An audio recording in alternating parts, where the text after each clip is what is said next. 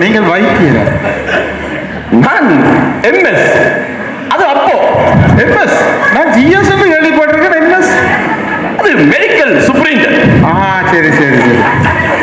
இப்ப எப்படி இருக்கிறீங்க? இப்ப எம்பி. அது எப்படி? அது முந்தி மக்களுக்கு நான் ஊசி போட்டனா, பிறகு மக்கள் ஊசிக்கு போட்டாங்க. நீங்கள் யாரங்கள்? உங்களுக்கு ஒரு சுலபமா சொல்ல போனால் நான் ராமனுடைய அப்பா. ராமனின் தந்தை நீங்கள்? நான் ராமநாதன் பிள்ளை. என்னுடைய பேர் தசரதன். அந்த ஏகப்பட்ட பத்திரிகளின் பேர் தானே? தப்பி தப்பி. எம்பி, நீங்கள் மட்டுமே எதுவும் குறைதான். என்ன தேடுறீங்க? தங்கத்தை காணையில.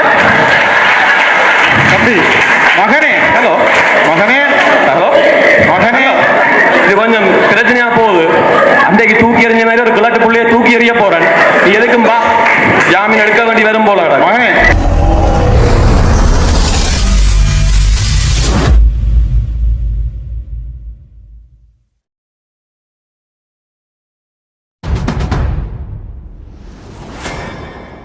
அடுத்ததாக நாங்கள் யாரை அழைக்கலாம் என்றால், மிகப்பெரிய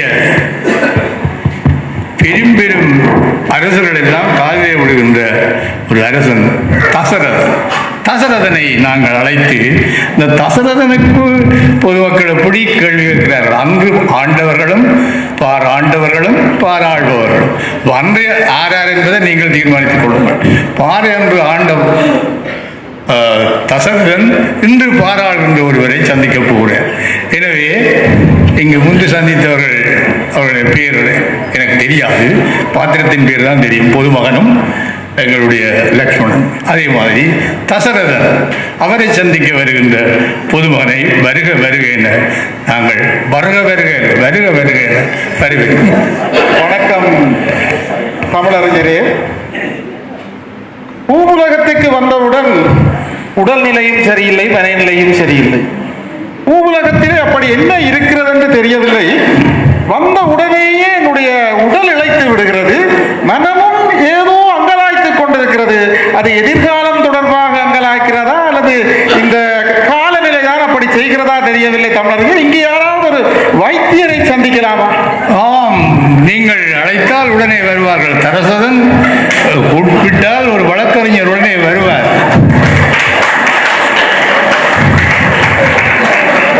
மகனே, இருக்கிறார், வைத்தியர் போல் தான் இருக்கிறார். தசரதனே, ஆன்லைன்ல நிற்கிறார், கொஞ்சம் கஷ்டம்தான். தம்பி. யாழ்ப்பாணம் நெல்லை ஆதீனத்தில் கம்பன் விழாவை முன்னிட்டு நிகழ்வுகள் இடம்பெற்ற வேளை அந்த நிகழ்வில் ஒரு நாடக அரங்காற்றுகை இடம்பெற்றது. அந்த நாடக அரங்காற்றுகையின் தலைப்பாக பார் ஆழ்ந்தவனும் பார் ஆள்பவனும் என்ற தலைப்பில் அந்த அரங்காற்றுகை இடம்பெற்றது. அந்த வகையில் பார் ஆண்டவனாக மன்னன் தசரதன் அந்த பாத்திரம் ஏற்றிருந்தார். பார் ஆள்பவனாக பாராளுமன்ற உறுப்பினர் ராமநாதன் அர்ச்சுனா என்ற ஒரு பாத்திரம் உருவாக்கப்பட்டு அந்த நாடகம் இடம்பெற்றது. தசரதனுக்கும் பாராளுமன்ற உறுப்பினர் ராமநாதன் அர்ச்சுனாவுக்கும் ஒரு உரையாடலாக அந்த நாடக ஆற்றுகை கொண்டு செல்லப்பட்டது. இதன்போது அங்கு பகிரப்பட்ட கருத்துக்கள் தொடர்பாக நீங்கள் அந்த நாடகத்தை பார்க்கும்போது அனைவரும் பார்க்க வேண்டிய ஒரு காணொளியாக இது தற்போது மாறியுள்ளது. எனவே நீங்கள் அந்த காணொளியை பாருங்கள். நீங்கள் வைத்தியர்? நான் எம்எஸ். அது அப்போ எம்எஸ். நான் ஜிஎஸ் என்று கேள்விப்பட்டிருக்கேன். எம்எஸ் அது மெடிக்கல் சூப்பரிண்டென்ட். சரி சரி சரி. இப்ப எப்படி இருக்கிறீங்க? இப்ப எம்பி. அது எப்படி?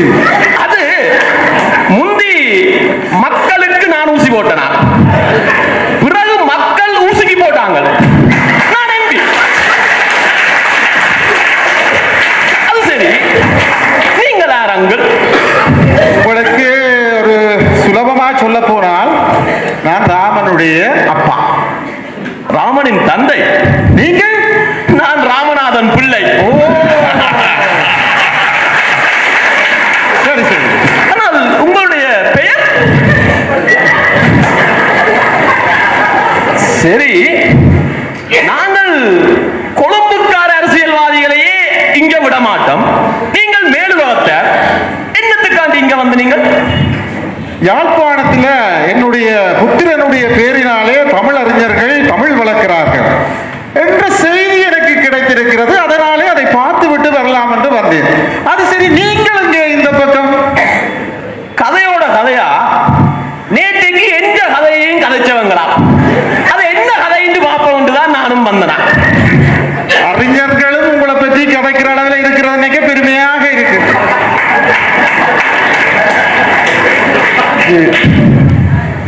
என்ன தேடுறீங்க?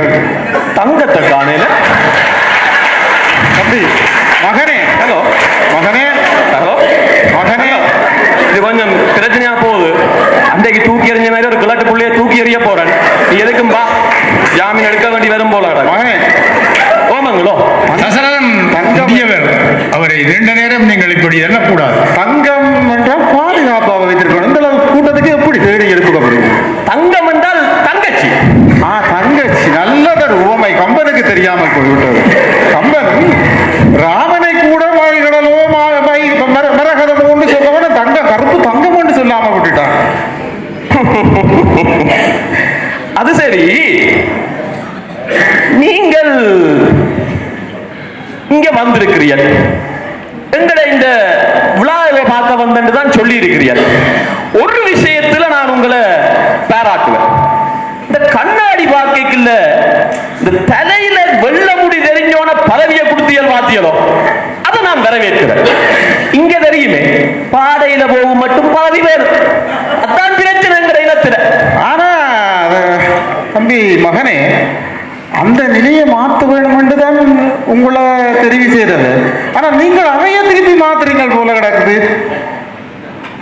ஆனாலும் ஒரு விஷயம் யோசிக்கிறேன், நீங்களும் லேசுப்பட்ட ஆள் இல்ல. மகன் இந்த வழியாத்தானே ராமன்கிட்ட கொடுத்தனியல் இல்ல கொடுத்திருப்பியலோ? மகனே, பலருக்கும் அந்த சந்தேகம் இருக்கலாம். ஆனால் இன்றைக்கு உன்னுடைய இந்த பூவுலகத்திலே, குறிப்பாக நீ சொல்லுகின்ற தமிழ் பேசும் இடத்திலே ஒரு தலைவனை நீ காட்டி விட்டாயாக இருந்தால் மக்கள் அவர்களுக்கு பின்னாலே செல்வார்கள், அவர்களை தெரிவு செய்வார்கள். அதுபோலத்தான் என்னுடைய அரசவையிலும் ராமனை தவிர வேறொருவரையும் தெரிவு செய்வதற்கு மக்கள் விரும்பவில்லை. அதனாலே தான் கொடுத்தேனே தவிர நானாக நினைத்து கொடுத்ததாக நீ கருதாதே.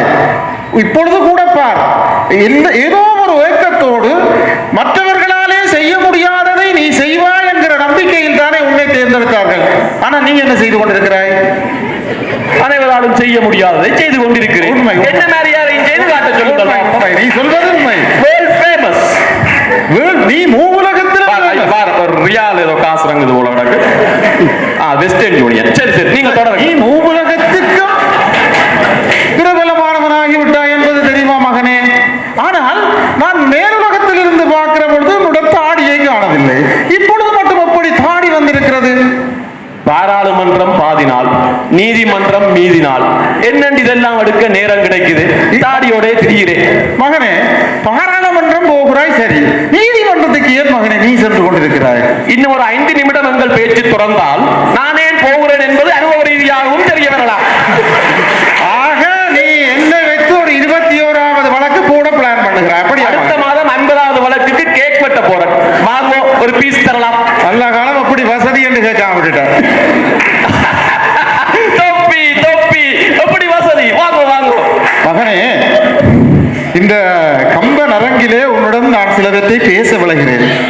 உனக்கு தெரியும், என்னுடைய மகன் ராமன் எப்படி தன்னுடைய வாழ்க்கையிலே எப்படி வாழ்ந்து காட்டினார். நடையில் நின்றுயர் நாயகனாக குகனோடு ஐவரானோம், குன்று சூழ்வான் மகனோடு அறுவரானோம் என்று போற இடமெல்லாம் சகோதரர்களை அழைத்தார். ஆனால் நீ உன்னோடு நின்று ஒவ்வொருவராக துரோகியாக அனுப்பி கொண்டிருக்கிறாயே, இதை பற்றி நீ என்ன நினைக்கிறாய்? 9ஆக நின்றோம், இன்றைக்கு 1ஆக நிற்கிறேன். தகுதியும் இல்லை, திறமையும் இல்லை என்னோடு நிற்பதற்கு அவர்களுக்கு. அப்படி நான் நினைக்கிறேன். நீ செய்வது அத்தனையும் தவறு. உன்னை நம்பியவர்களுக்கு நீ செய்கின்ற ஒவ்வொரு செயலையும் தவறானதாகவே கற்பிக்கப்படுகிறது. அப்படித்தான் உன்னுடைய செயல்கள் அமைகிறது. நீ எதை நினைத்து இந்த சமூகத்தாலே கொண்டு வரப்பட்டாயோ நீ அதை செய்யவில்லை. உனக்கு நான் ஒரு விடயத்தை சொல்லுகிறேன். என்னுடைய அரச சபையிலே எல்லா உலகமும் போற்றுகின்ற அரசனாக தசரதன் இருந்தான் ஆனால் எனக்கு அருகிலே ஆலோசகர்களாக வசிட்டரை வைத்திருந்தேன், விஸ்வாமித்திரரை வைத்திருந்தேன். எதற்காக? இந்த மக்கள் எதை விரும்புகிறார்கள் என்பதை தனி ஒரு அரசனாக புரிந்து கொள்ள முடியாது. ஆனால் நீ கேட்பார் செவிப்பிள்ளையாக எதையெல்லாம் பேசி உன்னுடைய எதிர்பார்ப்புகள், இந்த மக்கள் உன்னை எதிர்பார்த்த விடயங்களை எல்லாம் மறந்து விடுகிறாயே. அதை பற்றி நீ சிந்திக்க மாட்டாயா?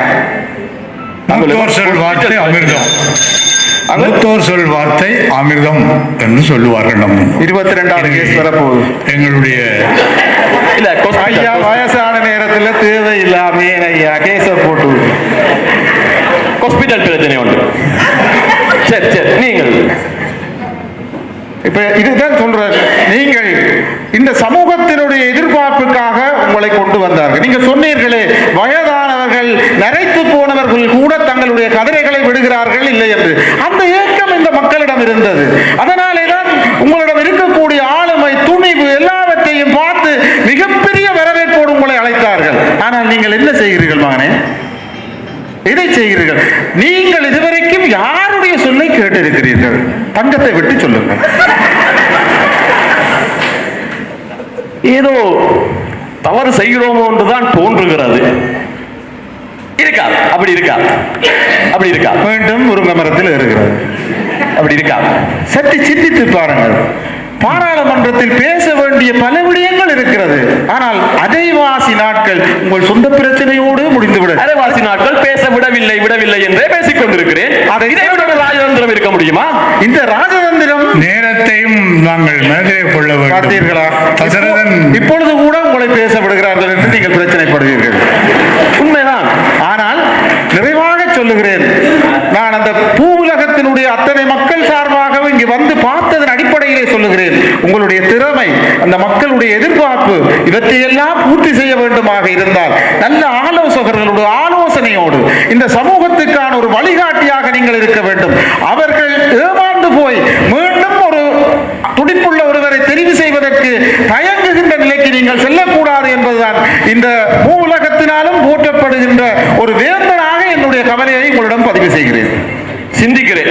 எதுக்கும் நாளைக்கு யூடியூப்பை பாருங்கள், ஏற்கிறேனா இல்லையா என்று சொல்லி வைப்பார்கள். இல்ல இல்ல, நீங்கள் அங்காளாம இருங்கள். இல்ல இல்ல, இது நீங்க அங்காளாம இருங்கள். எந்த சட்ட திட்டங்களும் இது என்னுடைய இல்ல இல்ல, இது எனக்கு பக்கத்தில் இருக்க வேண்டாம். நீங்கள் குடியானவர்களுக்குள்ளே சண்டை கூடாது. இருக்கட்டும், அவருடைய இருக்கட்டும், அவருடைய